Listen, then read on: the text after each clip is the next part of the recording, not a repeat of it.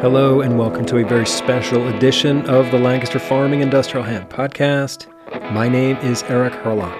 Last week I got back from the Montana Hemp Summit, the Goodness of Hemp Summit in Great Falls, Montana, and I assure you I am working on episodes worth of excellent content for you about the Montana Hemp Summit, but we had news this week that I just had to share with you. The National Hemp Association has been awarded $19.6 million to lead a transformative project aimed at protecting the Chesapeake Bay watershed through climate-smart hemp cultivation. So today we're going to talk to Erica Stark, Executive Director at the NHA, and Lancaster County hemp farmer Steve Groff. First, a quick word from our sponsors. This episode is brought to you by Impactful Ventures, who urge you to support the making of One Plant, a film about cannabis and the enormous impact it can have on us and the planet, if only we'd seize the opportunity. Visit oneplant.film to watch the trailer and to support their Kickstarter campaign, which hopefully will get them over the finish line so everybody can see this movie. This episode is also brought to you by IND Hemp in Fort Benton, Montana, where they believe in the goodness of hemp. IND Hemp is a family-owned, mission-driven food, feed, and fiber company that's creating new opportunities for farmers in Montana and across the United States. Learn more about IND Hemp at indhemp.com.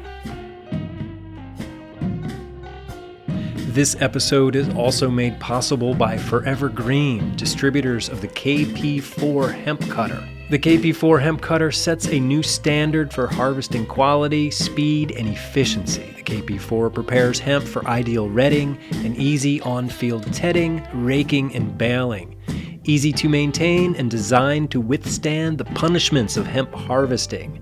The KP4 hemp cutter, available only at hempcutter.com. Would you like to have your business advertised here on the podcast? Send me an email and we can talk about that. Send it to podcast@lancasterfarming.com.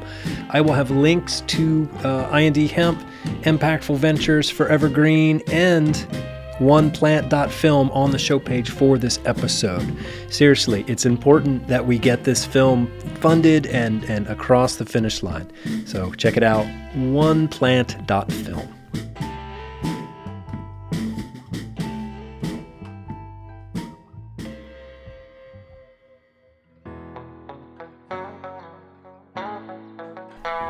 All right, welcome back. So here we are. It's almost the end of October. Today is actually October 25th. And I talked to Steve Groff and Erica Stark just a couple hours ago. So this is a very fresh interview coming to you here Friday afternoon. Like I said in the intro, I just got back from Montana about a week ago, and I am still processing all of the audio content that I captured there. I was able to record directly from the soundboard, so I have good quality audio of every speaker who spoke at the summit. Plus, I went around and interviewed people too. So I have a lot of great stories to share with you, and I do appreciate your patience because it's going to take me a little time to get through all this stuff. Anyway, I heard this news earlier this week when one of our reporters, Tom Vaneski, here at Lancaster Farming, interviewed the USDA Secretary of Agriculture, Vilsack, and he mentioned that the National Hemp Association was about to receive $19.6 million. So there hasn't been an official announcement from the USDA yet, but the National Hemp Association did put out a blog post about the news. So anyway, I thought we'd get a little more information. I reached out to Erica, and she said, we got to have Steve Groff on this call too. So two of my favorite people in the hemp space, and I get to talk to them. Anyway, so buckle up. We're about to learn a little bit more about this $19.6 million grant to the NHA to protect the Chesapeake Bay watershed through climate-smart hemp cultivation.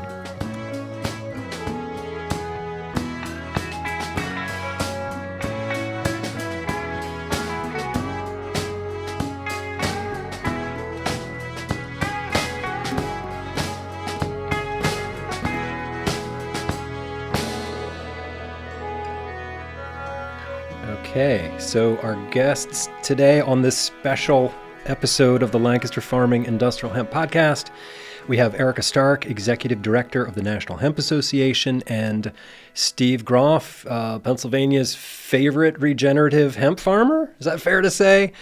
Anyway, thank you both for joining me on such short notice. There's some good news here in the hemp space here, I guess not really centered in Pennsylvania, but kind of. So the news broke this week that the National Hemp Association has been awarded $19.6 million to lead a transformative project aimed at protecting the Chesapeake Bay watershed through climate-smart hemp cultivation. So congratulations. That's amazing. So Erica, obviously you're the executive director of the NHA. And Steve, well, wow. Okay, I've said enough. Start talking. Tell me about this. What happened? How did this happen? It was actually Steve's idea for us to look at this opportunity. And we looked at it and we're let's go for it. And so it is going to mostly be centered in Pennsylvania. A lot of the Chesapeake watershed is here, and those are our focus counties. So yes, it's quite a large amount of money, which we're super thrilled about. And the vast majority of that, 95% of that is going to go directly to farmers.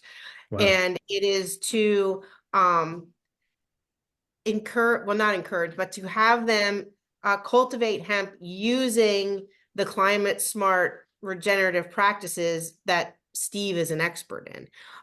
This has sort of kind of been like my hope and my wish for this all along, that because hemp is such a new crop, that it would really be a good opportunity to introduce farmers to some of the ways of cultivation that may be a little bit outside what they're normally used to. So I'm super excited, and yes, Steve is everybody's favorite. So any opportunity to get to work with him is an opportunity that I'm grateful for. Cool.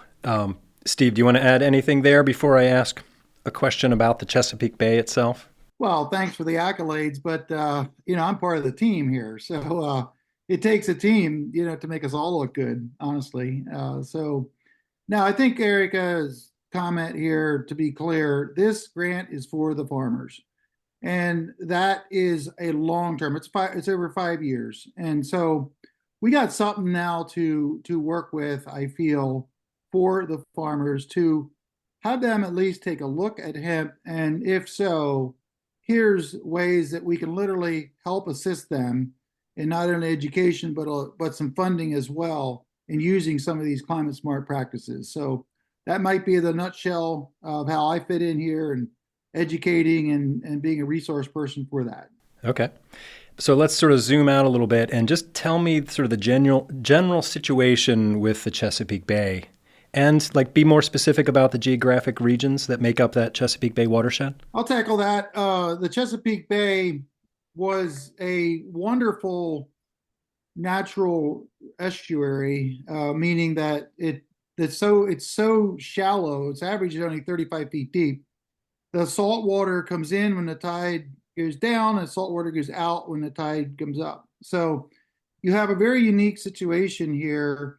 Because it's so shallow, the whole dynamic of pollution, be it from sediment, be it from fertilizers, and it's really caused some problems in the bay. The fish were dying, the crabs, and a lot of fishermen's livelihoods were greatly harmed because of this. And I would say this, that in 1980s, when I started my conservation efforts, what we call them now, regenerative efforts, I did not do them for the Chesapeake Bay. I honestly could care less about the Chesapeake Bay. Out of sight, out of mind. I didn't know I was doing anything wrong. Most farmers felt we're in that category. Mm-hmm.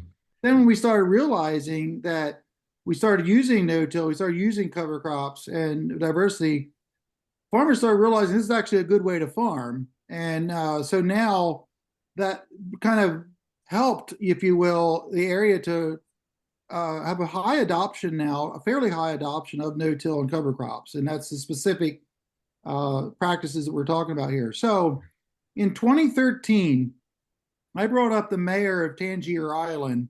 His nickname is Ooker. Here to my farm because I wanted farmers to actually see a family business that was directly impacted by our practices here. And I wasn't exactly sure. I didn't know him that well. I wasn't sure, is he going to be very, kind of like, you guys got to clean up your act?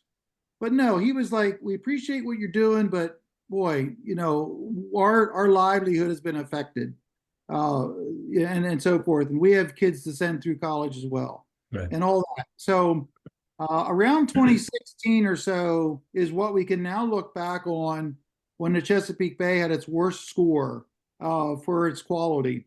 And since then, it's been plateauing, or I should say bottomed out and kind of coming back. There's ebbs and flows. It's never a straight line. But since then, it's getting better very slowly. I've been down to Tangier Island now twice since he came to my farm, one in 2017, another, I think, 2019, around there. And both times he said it's getting a little bit better. Their catches are up and things are happening, but there's still a long way to go. Right. So this is the premise behind this, because one of the pet peeves I have about the proponents, some people are passionate about hemp.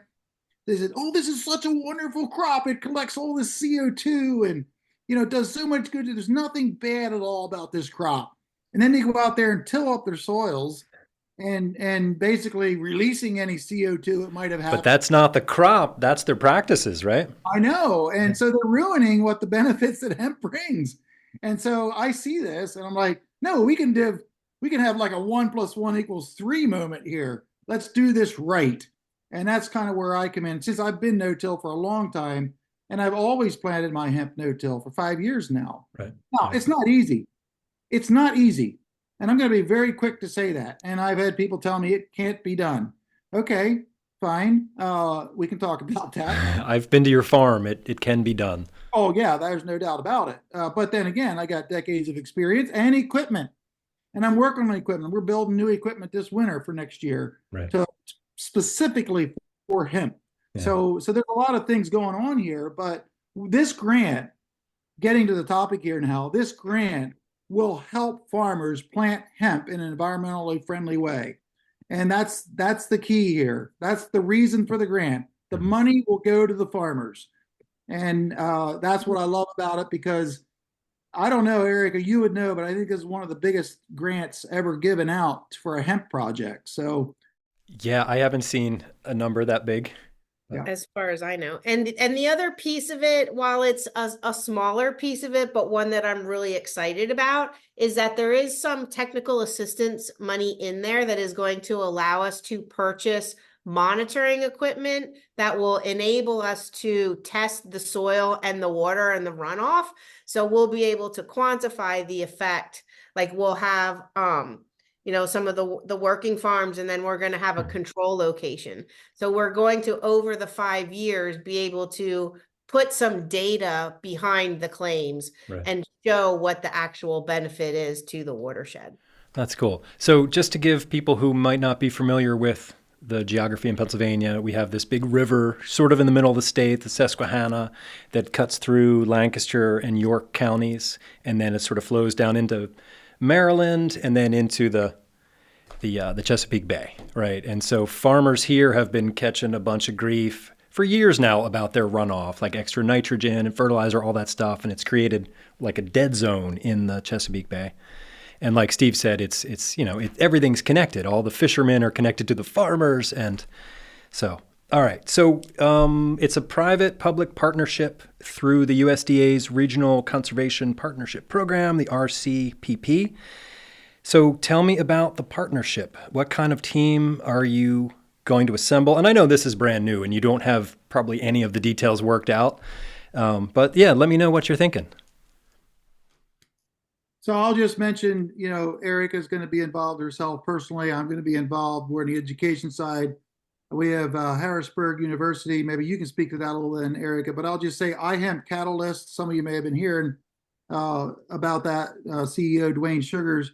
I'm a part of that as well. And the cool thing about iHemp Catalyst is they're working with the farmers and then taking the crop and then selling it for the farmers, essentially. Mm-hmm. So this is the thing where we do not have a supply chain. We don't have any substantial decortication at all in the Northeast yet. Can this money fund that processing? No. Not Okay. a penny can go to that. And so we need more money, Eric. We need more money yet. We always need more money. We have $19.6 million. It's not enough. We can't spend a penny on infrastructure or anything. That's the part of a grant, Okay. But that's okay, because I don't want to deviate here my conversation, but this will help shake loose some financial investors. Oh, for sure. This is a bold commitment from the USDA, which is, I would have to say there's going to be confidence emulating out of this for investors to say, okay, maybe now I could invest in this. So, but I guess just to say too, with Hemp Catalyst, it's going to be a major part of this in the interaction with the farmers. Hemp Catalyst supplies seed, for instance, and the expertise, and I kind of wear that hat there as well. So that's going to be kind of like the partner, you might say, that will pull this all together, because it's one thing to get farmers to grow hemp, then where are they going to go with it? And this grant has that built into it. It's not short-sighted. It's basically the farmer is taken care of from pre-plant to post-harvest. That's what Hemp Catalyst does. So I'm in that role very much so. And Erica, you can clean up here a little bit. Yeah, I think, and we have some other partners that are interested in, also probably providing some seed and some offtake agreements as well. I don't anticipate we're going to go from 0 to 5,000 acres in our first year, right? We're going to do this responsibly and ramp it up as appropriate. So we do have a pretty long way to go. It's probably going to be another 4 to 6 months until we have all of the contracts finalized. And so that's why I'm a little hesitant to name names and, put people on the hook until we know exactly how the partnership's going to be. But all of the pieces are there. We just need to connect them.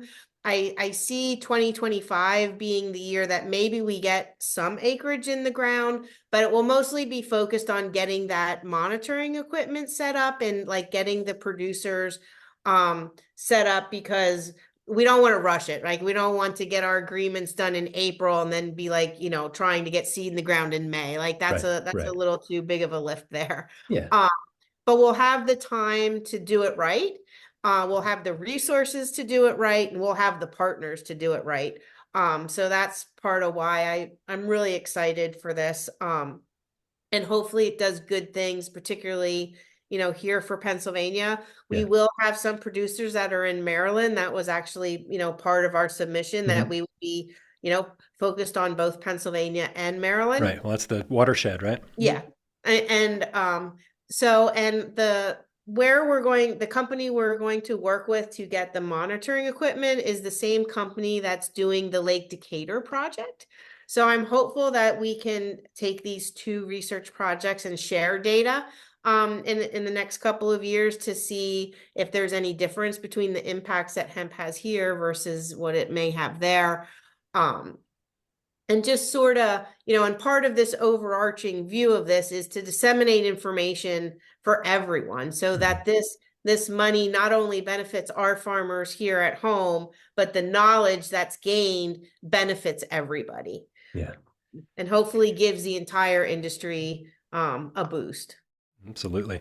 So how does it work? They just dump like $19.6 million into your account? Yeah, no, I've never done one of these grants, but I can pretty much guarantee that's not how this works. Right. But everything's kind of earmarked, and like you have to spend it in specific ways, right? The reality of it is we're never going to touch most of the money. The producers are going to contract directly with NRCS, just like they would with any of the other conservation projects like EQIP and some of the other stuff that I know that Steve's already involved with. So USDA will pay the farmers, not us. We'll get our little bit of money that we need to do the monitoring equipment, to do some administrative stuff like that. But the vast majority of that money we'll never see. Right. It will go directly to the farmers that sign up through the program. So I imagine you're both sort of still reeling from this life-changing and industry-changing development. So what like other things are you starting to think about now? Like what sorts of things do you know that you don't know, but you know that you're about to become intimately familiar with? Does that make sense? Oddly, yes. That's a little bit scary that did somewhat make sense. I don't know. Steve, you want to take that one? Well, I think it's important to understand, Eric, you kind of hit it there a little bit. We're not getting 19 point whatever million dumped into our checking account. So let's just relax. That's not, I mean, I'm been getting calls since this just came out. I'm getting calls, I'm getting emails, congratulations, whatever, and that's cool. A lot of long lost family members coming out of the woodwork. I want to tell people, Erica and I are getting very little bit out of this, enough to cover our own expenses. We're not making money off it. You don't make money off grants, but they pay for our time, and that is cool because this is what I enjoy doing. So I just want to set that record straight.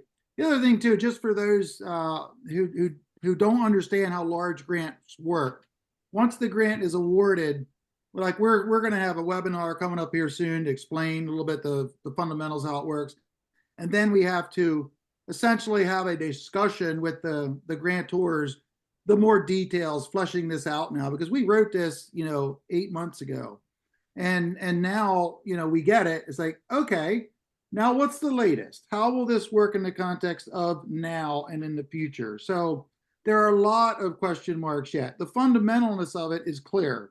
We're going to help farmers grow hemp in a regenerative way. How that is all done still needs to be worked out. And by the way, it is over 5 years. So if you want to break that down, it's roughly 4 million a year.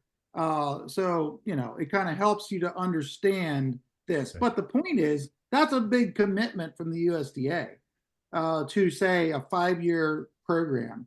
And that, again, as I will say, that's why this is significant.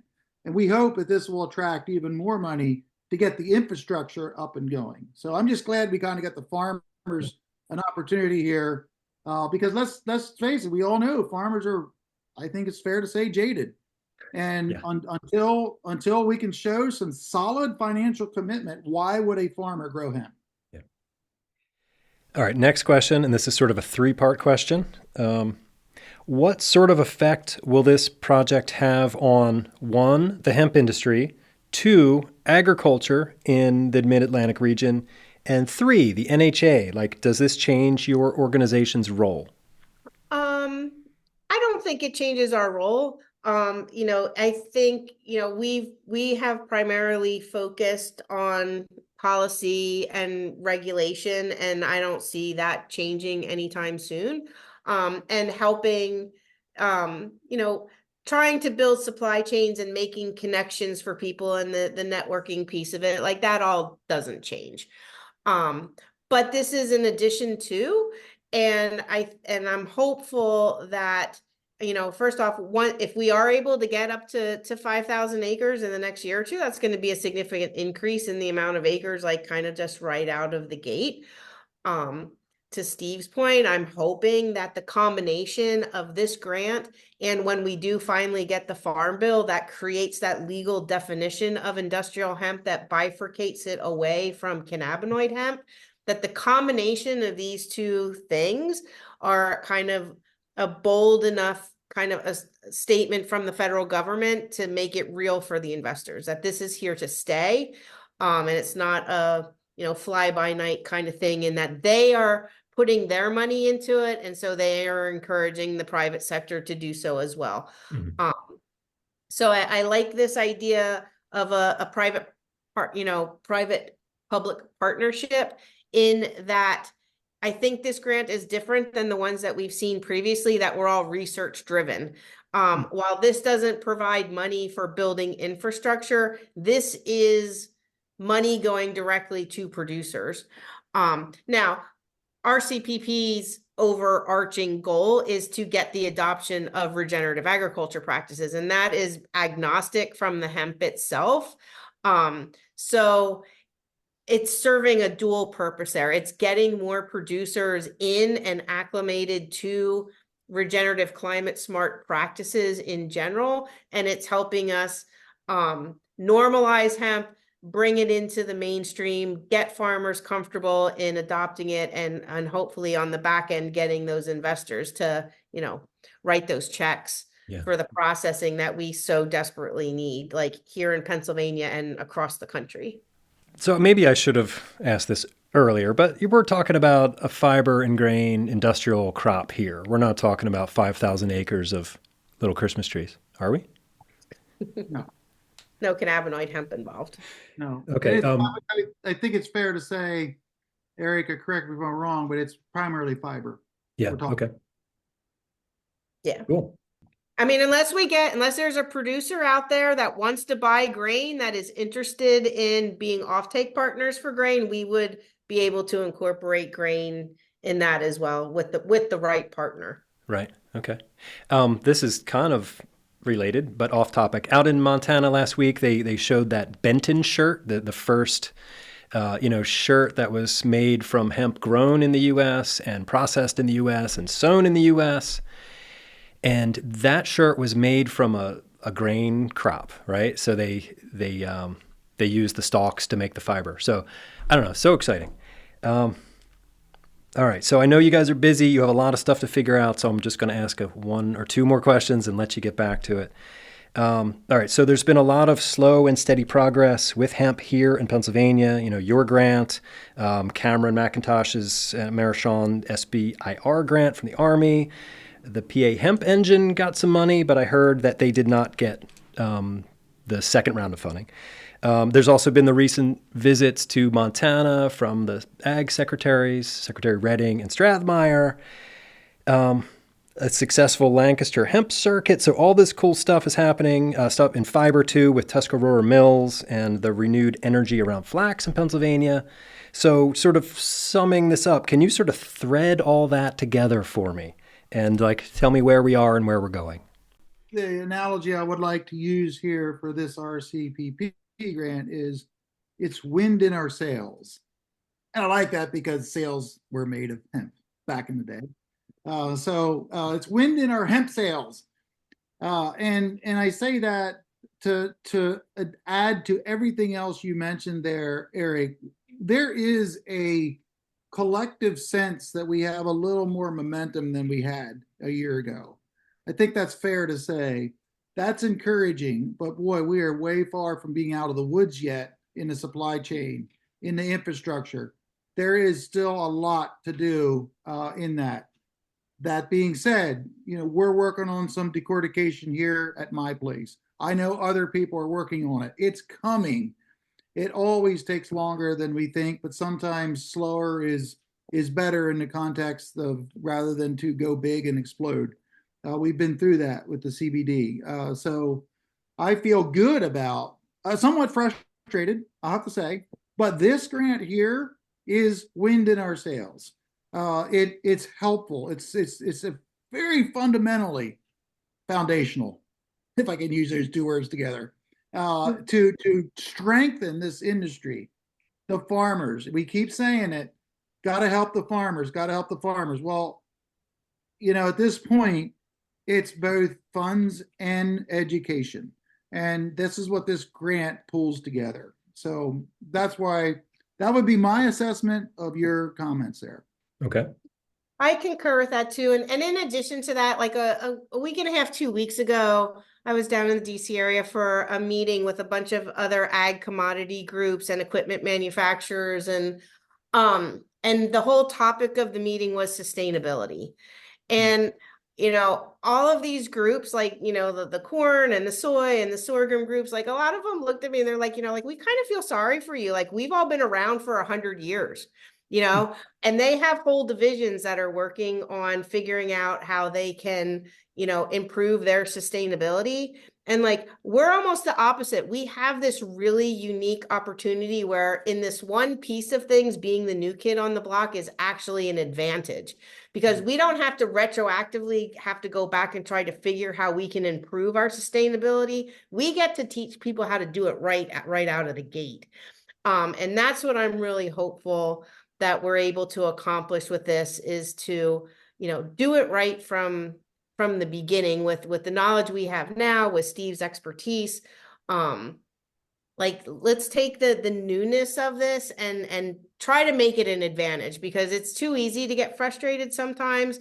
But then I remind myself, these groups have been around for over 100 years, and they're still doing research, and they still have, things that they are trying to address in the regulatory framework. And, we have a lot of catching up to do, but there are reasons to be hopeful and to look at this as an advantage as opposed to a detriment.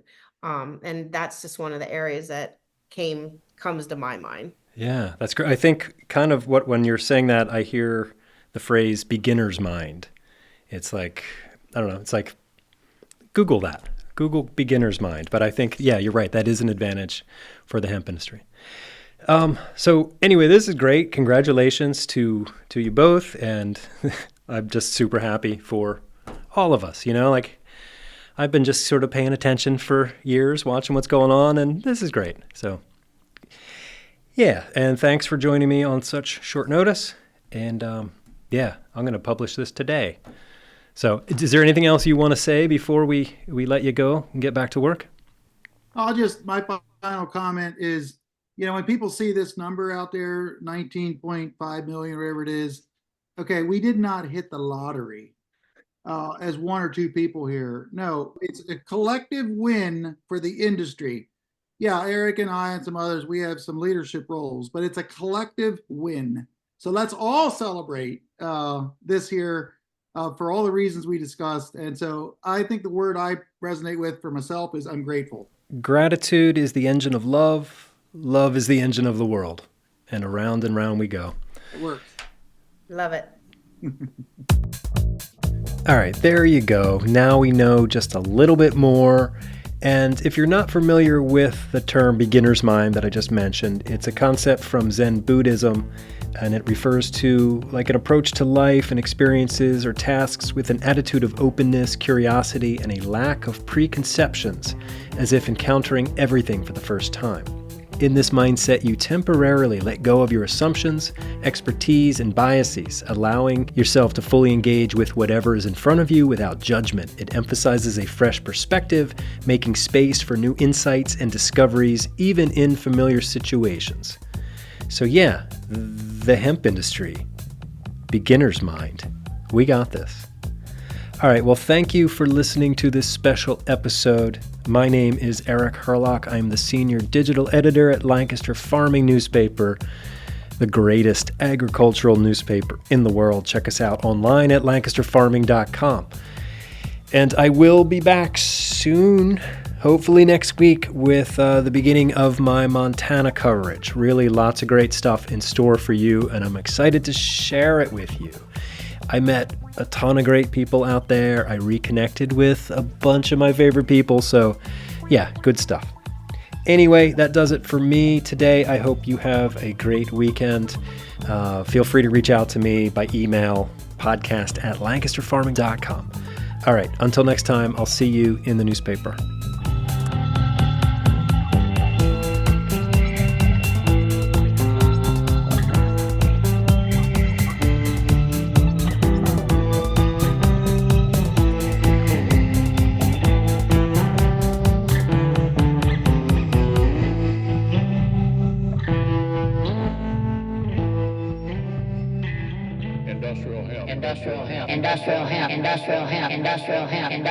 This episode of the Lancaster Farming Industrial Hemp Podcast is copyright 2024 by Lancaster Farming Newspaper, part of the Steinman Communications family. Today's show is written, recorded, edited, and produced by Eric Herlock, and the music you hear throughout the show is courtesy of Tin Bird Shadow.